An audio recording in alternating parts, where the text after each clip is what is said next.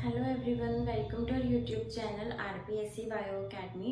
हम जो unit discuss कर रहे थे वो थी एनिमल फिजियोलॉजी, और उसके अंदर हमारा जो टॉपिक चल रहा है वो चल रहा है body fluids and circulation. Body fluids के अंदर हम जो पढ़ रहे थे वो देख रहे थे ब्लड की कॉम्पोजिशन, और ब्लड की कॉम्पोजिशन में हमारा सिर्फ प्लेटलेट्स बच गया था, बाकी हमने ब्लड की कॉम्पोजिशन को खत्म कर लिया था। तो आज हम सबसे पहले डिस्कस करते हैं प्लेटलेट्स के बारे में।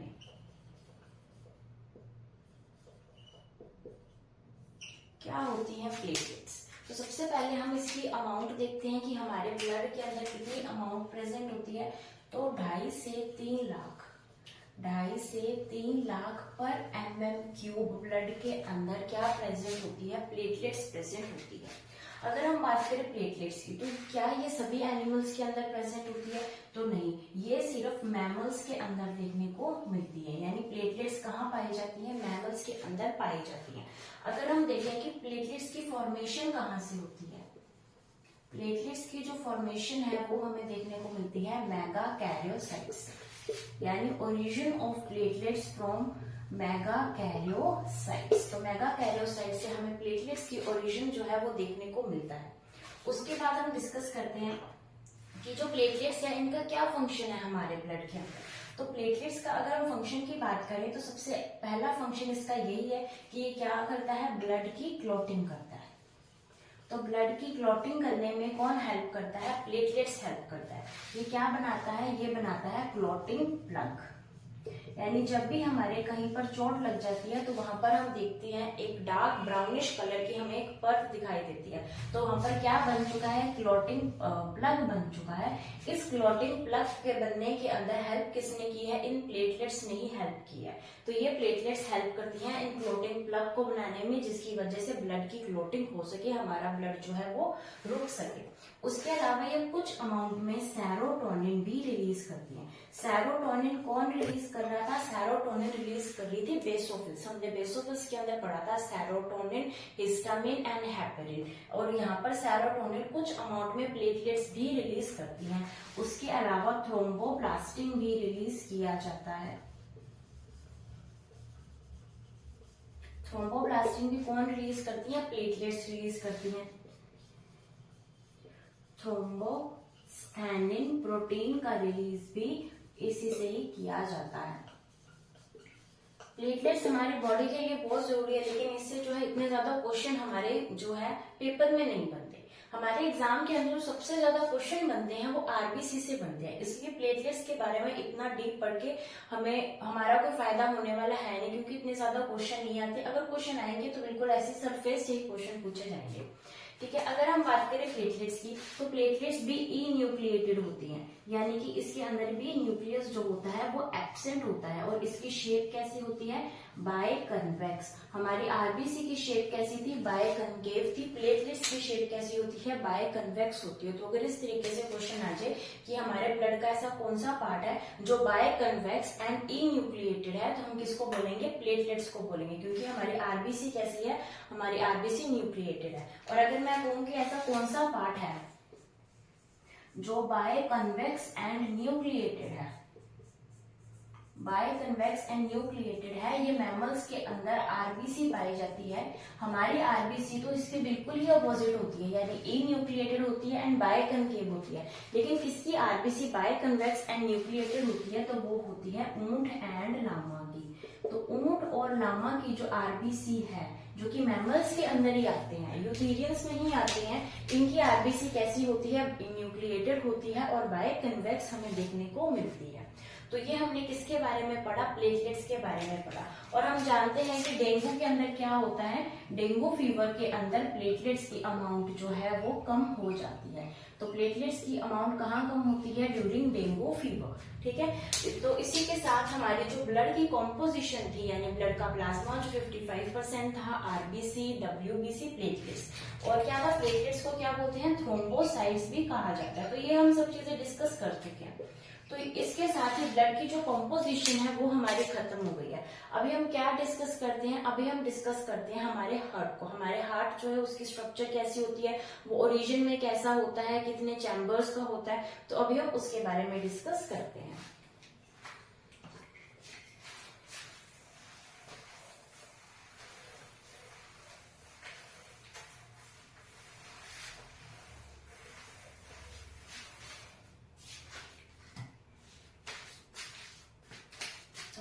बारे में डिस्कस करने वाले हैं, हार्ट के बारे में।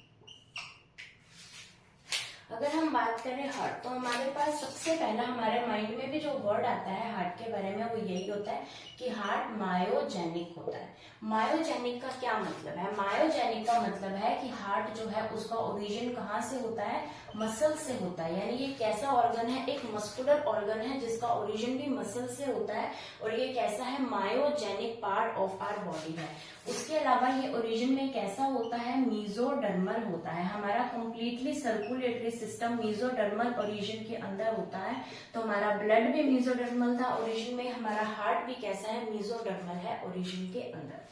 उसके बाद हम समझते हैं कि हमारे हार्ट के ऊपर कौन कौन सी जो है मेम्ब्रेन्स पाई जाती है। तो एक सिंपल सा डायग्राम के साथ हम इसको समझेंगे।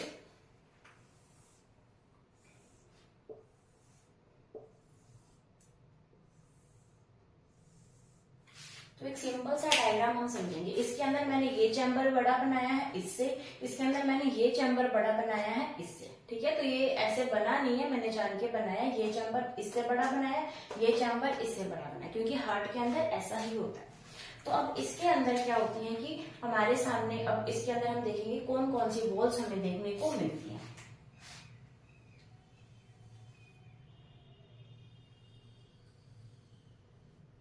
ठीक है, तो अगर हम हार्ट की वॉल की बात करें तो इसे बोला जाता है पेरिकार्डियल वॉल्स। क्या बोलेंगे हम? पेरिकार्डियम। तो हार्ट की जो मेम्ब्रेन होती है जिसके अंदर हार्ट जो है वो रहता है, उसे क्या बोला जाता है? पेरिकार्डियम। और पेरिकार्डियम के अंदर ये टू पेरिकार्डियम के अंदर डिवाइडेड होता है, parietal and second visceral. Parietal and visceral के अंदर ये डिवाइडेड होता है। ठीक है, यानी इसकी आउटर पार्ट कैसा होगा? पैराइटल, इसका इनर पार्ट कैसा होगा? विसरल होगा। ठीक है, उसके बाद हम डिस्कस करते हैं कि जब हमने लंग्स की बात की थी तब भी लंग्स जो कैविटी के अंदर थे हमने उसको नाम दिया था प्लूरल कैविटी, और उसके मेम्ब्रेन्स को हमने नाम दिया था parietal pleural membrane and visceral pleural membrane. और यहाँ पर हमने क्या नाम दिया है? पेरिकार्डियम, यानी parietal pericardial membrane, visceral pericardial membrane. तो अगर हम बात करें पैराइटल की, तो पैराइटल जो होती है ये 2 लेयर्स की बनी होती है और इसके अंदर ऊपर वाली जो इसकी एक्सटर्नल लेयर है किसकी? पैराइटल की, वो बनी होती है फाइब्रस कनेक्टिव टिश्यू की। Fibrous connective tissue. जब हम लंग्स पढ़ रहे थे तब भी हमने यही टिश्यू का नाम पढ़ा था, तब हमने पढ़ा था येलो फाइब्रस कनेक्टिव टिश्यू। तो इसकी भी external membrane fibrous connective tissue की बनी होती है और इंटरनल मेम्ब्रेन बनी होती है सिंपल स्क्वेमस एपिथेलियम की। सिंपल स्क्वेमस एपिथेलियम की इसकी बनी होती है इनर मेम्ब्रेन। उसी तरीके से अगर हम बोले विसरल, विसरल को एक और नाम दिया जाता है एपिकार्डियम। तो विसरल को क्या नाम दिया जाता है? एपिकार्डियम। और विसरल भी किसकी बनी होती है? सिंपल स्क्वेमस एपिथेलियम की। सिंपल स्क्वेमस एपिथेलियम की। क्वेश्चन जो है वो कभी भी इनके अंदर से नहीं पूछा गया कि कौन सी लेयर किसकी बनी होती है। क्वेश्चन हमेशा ब्लड वेसल्स का पूछा जाता है कि ब्लड वेसल्स किससे लाइंड होती है। तो उसके ऊपर भी हम आएंगे, लेकिन पहले हम इसको डिस्कस करते हैं कि इसका जो विसरल मेम्ब्रेन होती है, इसकी जो इंटरनल मेम्ब्रेन होती है वो किसकी बनी होती है? एपिकार्डियम भी उसे कहते हैं, वो सिंपल स्क्वेमस एपिथेलियम की बनी होती है। उसके बाद हम बात करें कि एक यहाँ पर इसके अंदर मेम्ब्रेन होती है जिसे बोला जाता है मायोकार्डियम, और उसके बाद आएगी एंडोकार्डियम।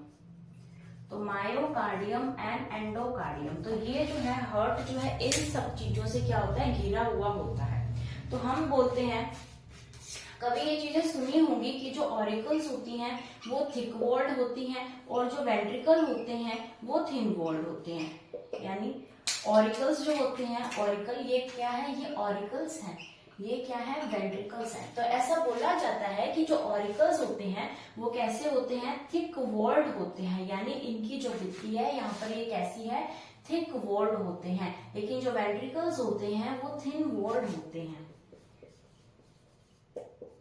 ये क्यों बोला जाता है? इसका रीजन क्या है? इसका रीजन ये है कि ये जो थिकनेस या फिर थिननेस, ये जो चीजें होती है ये डिपेंड करती है मायोकार्डियम के ऊपर।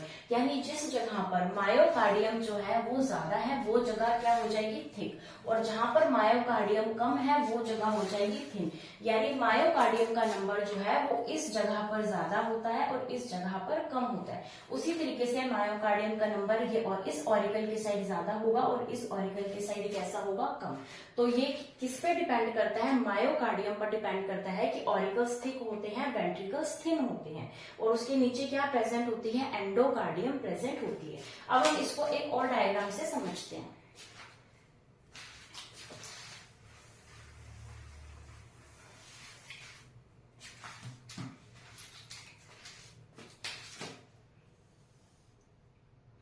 तो अगर हम हार्ट को इस तरीके से ऊपर से कट करके देखें कि किस तरीके से ये लाइन है, यानी इसके अंदर हार्ट की क्या है, कैविटी है। यहाँ पर क्या है, हार्ट की कैविटी है, हार्ट की गट है। अब इसके ऊपर ये कैसे अरेंज होती है हम उसको समझते हैं। तो ये है हमारे पास पैराइटल पेरिकार्डियम। पैराइटल पेरिकार्डियम की कौन सी लेयर है, ये फाइब्रस कनेक्टिव टिश्यू की लेयर है। और इसके अंदर कौन सी लेयर प्रेजेंट होगी, इसके अंदर लेयर प्रेजेंट होगी, ये कौन सी है, ये है सिंपल स्क्वेमस एपिथेलियम। तो जो पैराइटल पेरिकार्डियम है वो 2 मेम्ब्रेन्स का बना होता है, fibrous connective tissue and simple squamous epithelium. उसके बाद आती है एपिकार्डियम। तो ये हमारे पास क्या आ चुकी है, एपिकार्डियम आ चुकी है। तो ये क्या है, ये है एपिकार्डियम या फिर क्या है, विसरल पेरिकार्डियम है। और इसके अंदर ये हमारे पास क्या बनी है, ये है हमारी एंडोकार्डियम। और इन दोनों के बीच के अंदर की जो जगह है, ये वाली जो जगह है, इसे क्या बोला जाता है, मायोकार्डियम। इसके अंदर क्या प्रेजेंट है, हार्ट प्रेजेंट है। तो ये क्या है, मायोकार्डियम। तो हम यहाँ पर भी देख सकते हैं कि अगर मायोकार्डियम थिक होगी तो ये ऑरिकल्स कैसे हो जाएंगे, थिक। और मायोकार्डियम जब छोटी हो जाएगी तो वो क्या हो जाएगी, थिन वॉल बनाएगी, किसकी, वेंट्रिकल की। तो वेंट्रिकल की वॉल का थिक या थिन होना मायोकार्डियम पर डिपेंड करता है। और ये जो एंडोकार्डियम है, ये अंदर की जो गट है, जो कैविटी है, उसको क्या कर रही है, लाइन कर रही है। इसके ऊपर क्या प्रेजेंट है, मायोकार्डियम, जिसके अंदर हम देख सकते हैं कि मसल्स प्रेजेंट है। उसके बाद इसके ऊपर प्रेजेंट है ये विसरल पेरिकार्डियम या फिर जिसे क्या बोला जाता है, एपिकार्डियम। उसके अंदर हमारे पास पैराइटल पेरिकार्डियम की लेयर प्रेजेंट होती है। तो इस तरीके से हमारा हार्ट जो है वो लाइंड होता है। अब हम समझते हैं ऑरिकल्स एंड वेंट्रिकल्स के बारे में।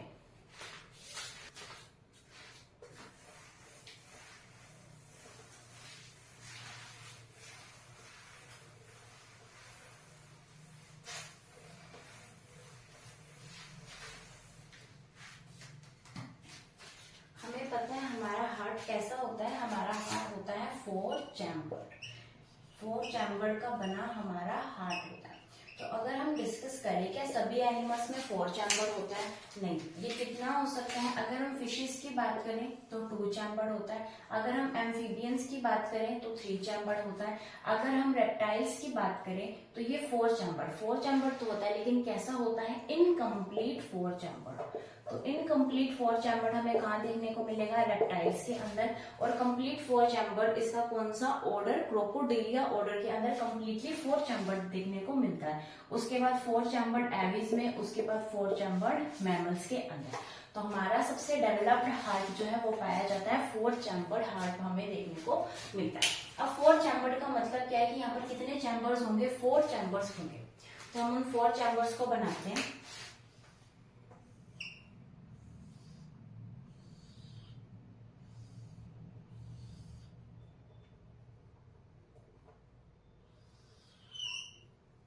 ठीक है, हमने क्या बनाए हैं, ये 4 चैम्बर्स बनाए हैं। तो हमारा हार्ट कैसा होता है, 4 चैम्बर हार्ट हमारा होता है। तो इस तरीके से 4 चैम्बर हार्ट हमें देखने को मिलता है। अगर हम बात करें इस हार्ट की, तो ये हार्ट का क्या है, राइट ऑरिकल, ये क्या है, लेफ्ट ऑरिकल, ये क्या है, राइट वेंट्रिकल, ये क्या है, लेफ्ट वेंट्रिकल। ठीक है, तो right auricle, left auricle, right ventricle, left ventricle. तो टोटल कितने चैम्बर हो गए, 4 चैम्बर्स हो चुके हैं। ठीक है, अभी हमने इसको 4 चैम्बर बनाया और हमने क्या दिखाया है कि राइट ऑरिकल बड़ा है लेफ्ट ऑरिकल से और लेफ्ट वेंट्रिकल बड़ा है राइट वेंट्रिकल से। ये हमारे बॉडी के अंदर हमें देखने को, हार्ट के अंदर देखने को मिलता है। उसके बाद हम डिस्कस करते हैं कि इन दोनों को अलग कौन कर रहा है। तो right auricle and left auricle को अलग करने के लिए एक सेप्टा पाया जाता है जिसका नाम है inter auricular septa. Inter auricular septa.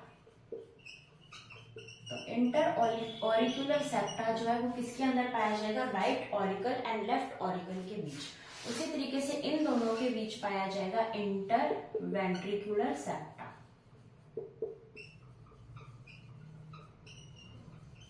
इन दोनों के बीच क्या पाया जाएगा? Inter ventricular septa. और यहाँ पर क्या पाया जाएगा? यहाँ पर पाया जाएगा कोरोनरी सल्कस। इसे क्या बोला जाता है? कोरोनरी सल्कस कहा जाता है। तो इन दोनों को अलग करने के लिए क्या प्रेजेंट है? कोरोनरी सल्कस, यानी ऑरिकल्स एंड वेंट्रिकल्स को अलग करने के लिए कोरोनरी सल्कस प्रेजेंट है, और ऑरिकल्स को अलग करने के लिए इंटर ऑरिक्यूलर सेप्टा प्रेजेंट है, वेंट्रिकल्स को अलग करने के लिए इंटर वेंट्रिकुलर सेप्टा यहाँ पर प्रेजेंट है। तो ये हमने हार्ट को क्या बनाया है? अब 4 चैम्बर बनाया है। हमने देखा कि किस तरीके से ऑरिकल्स एंड वेंट्रिकल्स आपस में जुड़े हुए हैं।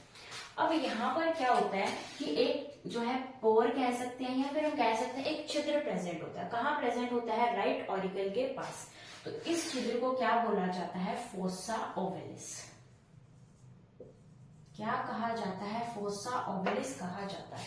ये छिद्र कहाँ प्रेजेंट होता है? इस राइट ऑरिकल के पास प्रेजेंट होता है। अब हम डिस्कस करते हैं कि जब कोई बच्चा छोटी स्टेज में होता है, यानी जब एक एम्ब्रियोनिक स्टेज में कोई होता है, तो एम्ब्रियोनिक स्टेज के अंदर ये जो छिद्र होता है, ये जो पोर होता है, इसका नाम होता है फोरामेन ओवलिस। फोरामेन ओवलिस ये छिद्र होता है।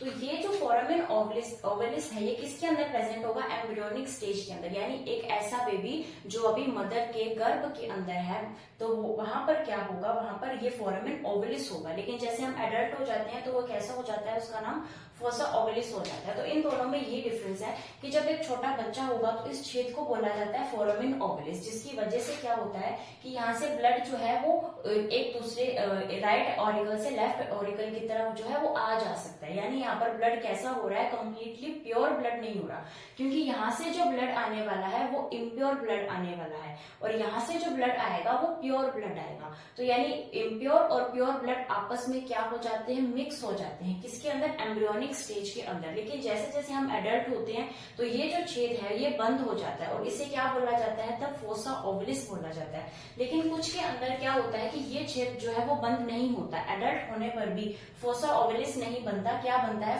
फोरामेन ओवलिस ही रहता है। तो जब ऐसी स्टेज आ जाती है तो इस टाइम पर बच्चे को क्या बोला जाता है? ब्लू बेबी सिंड्रोम, क्योंकि उसका जो कलर है वो कैसा हो जाता है? ब्लू।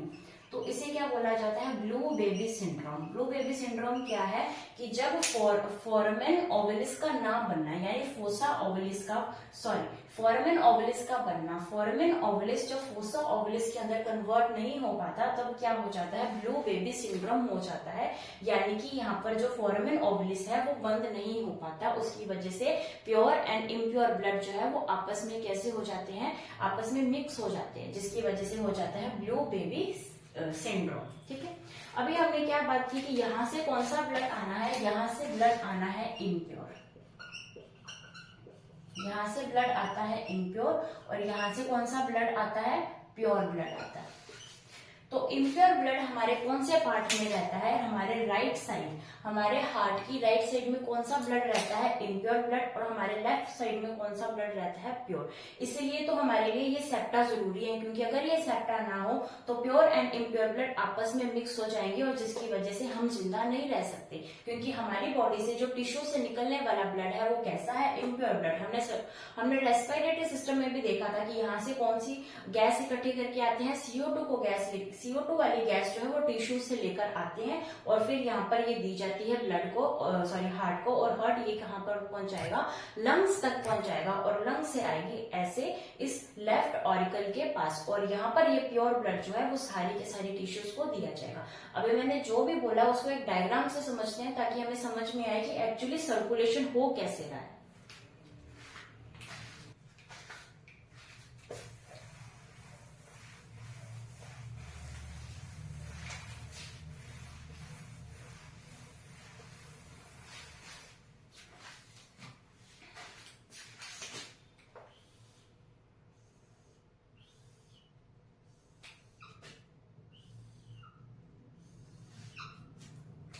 अब हम समझते हैं कि सर्कुलेशन किस तरीके से होता है। ये है हमारे पास राइट ऑरिकल, ये है हमारे पास राइट वेंट्रिकल, ये है हमारे पास लेफ्ट ऑरिकल, ये है हमारे पास लेफ्ट वेंट्रिकल। ठीक है, अभी हम ये समझते हैं कि किस तरीके से ब्लड जो है हमारी बॉडी में सर्कुलेट करता है। ठीक है, सबसे पहले हमें एक चीज याद रखनी पड़ेगी कि हमारे राइट ऑरिकल के पास क्या आता है, इम्प्योर ब्लड आता है। तो हमारे राइट ऑरिकल के पास क्या आ रहा है, इम्प्योर ब्लड, या हम क्या बोल सकते हैं, डीऑक्सीजनेटेड ब्लड आता है। डीऑक्सीजनेटेड भी बोल सकते हैं, इम्प्योर भी बोल सकते हैं। ठीक है, लेकिन अगर हम एक अच्छे टर्म की तरफ जाएं तो वो डीऑक्सीजनेटेड ही रहेगा। तो डीऑक्सीजनेटेड ब्लड कहाँ आ रहा है, हमारी राइट ऑरिकल के पास। तो राइट ऑरिकल के पास ये ब्लड किसके थ्रू आएगा, ये ब्लड आएगा वेना कावा के थ्रू। किसके थ्रू, वेना कावा, यानी कौन सी ट्यूब है, वेना कावा। कौन सी बस है, वेना कावा। किसको बिठा के ला रही है, ब्लड को। कौन सा ब्लड है, डीऑक्सीजनेटेड ब्लड। स्टेशन क्या है, राइट ऑरिकल। तो राइट ऑरिकल तक पहुंचाने का काम वेना कावा बस करेगी। तो ये वेना कावा राइट ऑरिकल के पास पहुंचा देगी किसे, इम्प्योर ब्लड को।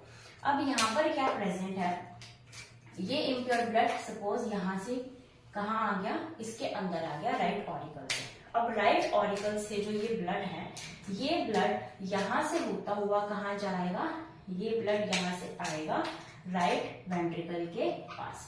तो राइट ऑरिकल से ब्लड अब कहाँ आ गया, राइट वेंट्रिकल के पास। राइट ऑरिकल साइज में लेफ्ट ऑरिकल से बड़ा होता है, राइट वेंट्रिकल लेफ्ट वेंट्रिकल से छोटा होता है। छोटा होता है, अब यहाँ पर क्या पड़ेगा, प्रेशर पड़ेगा। ये क्या है, डीऑक्सीजनेटेड ब्लड है, इम्प्योर ब्लड है, इसको क्या करना है, हमने प्योर करना है। तो अब ये जो ब्लड है, ये ब्लड जाएगा लंग्स के पास। तो इस ब्लड को हमने लंग्स के पास भेजना है, कहना है बी प्योर करो। तो अब ये वाला जो राइट वेंट्रिकल से क्या निकला, इम्प्योर ब्लड निकला। अब ये कौन सी, दूसरी बस के अंदर बैठेगा और दूसरी बस से कहां जाएगा, लंग्स के पास जाएगा। लेकिन इस बस का नाम क्या है,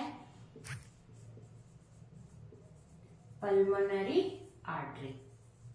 हम हमेशा से ही पढ़ते आते हैं कि आर्टरी के अंदर प्योर ब्लड जो है वो जाता है और वेन के अंदर इम्प्योर ब्लड जाता है। लेकिन एकमात्र हमारे शरीर की ऐसी आर्टरी है जिसके अंदर इम्प्योर ब्लड जो है वो जाता है, यानी पल्मोनरी आर्टरी एक स्पेशल बस है जो कि एक एक्सेप्शन है। क्यों, क्योंकि ये कौन से ब्लड को लेकर जा रही है, डीऑक्सीजनेटेड ब्लड को लेकर जा रही है। यानी अभी तक यहाँ पर ब्लड कैसा है, डीऑक्सीजनेटेड ही है। तो डीऑक्सीजनेटेड ब्लड को लेके कौन जाती है, पल्मोनरी आर्टरी लेके जाती है। जहां पर भी पल्मोनरी लग जाए हार्ट के अंदर, मतलब वहां पर क्या हो रहा है, उल्टा होता है काम। तो पल्मोनरी आर्टरी डीऑक्सीजनेटेड ब्लड को कहाँ लेकर गई, लंग्स के पास। लंग्स के पास आकर छोड़ दिया। लंग्स को कहा आप क्या करो, इस इम्प्योर ब्लड को प्योर कर दो। तो लंग्स के पास क्या आ रही है, वहां से ऑक्सीजन को हम ले रहे हैं, या उस ऑक्सीजन से क्या हो रहा है, गैसियस एक्सचेंज हो रहा है, फिर सेलुलर रेस्पिरेशन हो रहा है। तो गैसियस एक्सचेंज के दौरान जो टिश्यूज हैं उन सबसे क्या हो जाएगा, ये सारे लंग्स के अंदर एक्सचेंज ऑफ गैसेस होगा, जिसकी वजह से जो है ऑक्सीजन जो है इस ब्लड के अंदर मिल जाएगी। अब ये जो लंग्स हैं, यहाँ से ऑक्सीजनेटेड ब्लड कहाँ भेजेंगे, लेफ्ट ऑरिकल के पास। तो यहाँ पर कौन सा ब्लड आएगा, अब ऑक्सीजनेटेड ब्लड आएगा, ऑक्सीजनेटेड ब्लड आएगा। और यहाँ पर लंग्स के अंदर क्या हुआ है, गैस का एक्सचेंज हुआ है। और यहाँ पर हम एल्वेओलाई की स्ट्रक्चर पढ़ते हैं, तब हम कहते हैं ना कि एल्वेओलाई के अंदर क्या होता है, गैसियस एक्सचेंज हमें देखने को मिलता है। तो गैस एक्सचेंज हो गया, CO2 जो है वो हमारे बॉडी के थ्रू, हमारे नोज के थ्रू बाहर निकल जाती है और ऑक्सीजन जो है वो हमारे लंग्स के अंदर पहुंच गई। लंग्स से अब ऑक्सीजनेटेड ब्लड कहाँ चला गया, लेफ्ट ऑरिकल के पास आ गया। अब ये लेफ्ट ऑरिकल से जो ब्लड है वो कहाँ जाएगा, इस लेफ्ट ऑरिकल के थ्रू, इसके थ्रू वो कहाँ चला जाएगा, लेफ्ट वेंट्रिकल के पास। सॉरी। अब ये जो लेफ्ट वेंट्रिकल के पास क्या आ चुका है, प्योर ब्लड आ चुका है। अब ये लेफ्ट वेंट्रिकल क्या करेगा, इस प्योर ब्लड को सारे टिश्यूज तक, ऑर्गन्स तक पहुंचाएगा। तो यहाँ पर ये जो प्योर ब्लड है, यहाँ पर क्या है, ये प्योर ब्लड कहाँ जाएगा, टिश्यूज और ऑर्गन्स के पास जाएगा। टिश्यूज और ऑर्गन्स के पास कौन सा ब्लड जाएगा, ऑक्सीजनेटेड ब्लड जाएगा। कौन सा ब्लड जाएगा, ऑक्सीजनेटेड ब्लड जाएगा। हमने यहाँ पर भी बस का नाम नहीं लिखा, यानी लंग्स से कहाँ जाएगा, लेफ्ट ऑरिकल के पास। कौन सी बस से जाएगा, तो यहाँ पर नाम आ जाएगा पल्मोनरी वेन। तो पल्मोनरी वेन एक इकलौती ऐसी वेन जो कि ऑक्सीजनेटेड ब्लड को लेकर जाती है, एक इकलौती ऐसी वेन है जो ऑक्सीजनेटेड ब्लड को लेकर जा रही थी। आर्टरी क्या काम कर रही है? डीऑक्सीजनेटेड ब्लड को लेकर जा रही है। वेन क्या काम कर रही है? ऑक्सीजनेटेड ब्लड को लेकर जा रही है। तो ये सारा ब्लड कहाँ आ जाएगा? लेफ्ट ऑरिकल के पास और फिर लेफ्ट वेंट्रिकल के पास, और लेफ्ट वेंट्रिकल के पास से जाकर ये टिश्यूज तक पहुंच जाएगा। और यहाँ पर कौन सी बस काम आएगी? एरोटा।